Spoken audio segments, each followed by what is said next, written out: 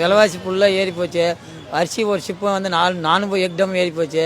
எல்லாம் ஜனம் ரொம்ப கஷ்டப்படுத்துகிறாங்க. ரொம்ப கஷ்டம். பால் விலை ஏறி போச்சு. மக்கள் தொகை பாவம்.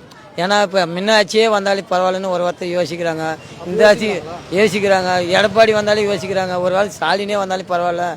ஏன்னா இவங்க வந்துட்டு எந்த ஒரு இதுவும் அதான் மக்கள்கிட்ட வந்து சந்தோஷம் வந்து எந்த ஏற்றுமதி விலைவாசி இன்னும் எது சந்தோஷம் இல்லைன்னு தான் சொல்கிறாங்க. நானும் அதே தான் நினைக்கிறேன். இல்லை பல வகைகளும் எல்லாமே அதிகமாக தான் இருக்குது. ஒரு பெட்டி வந்து 4000 5000 ரூபாய்க்கு மேலே போகுது.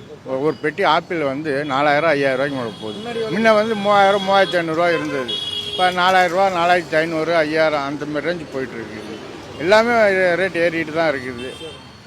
வேறு இப்போ நம்ம நிறைய பேர் ஹோட்டலுக்குலாம் போனாங்கன்னா முன்னாடி இருந்த ரேட் வந்து ரொம்ப அதிகம். ஆமாம், நடுப்பு இந்த சிலிண்டர் பிரச்சனை வந்ததுனால எல்லாமே 10 ரூபாய்க்கு பரோட்டாலாம் 15 ரூபான்றான். 60 ரூபா 70 ரூபா கொடுத்த சாப்பாடு 80 ரூபா 90 ரூபான்றான். எல்லாமே இட்லி வேறு முதற்கொண்டு எல்லாமே ஏறிட்டு தான் இருக்குது.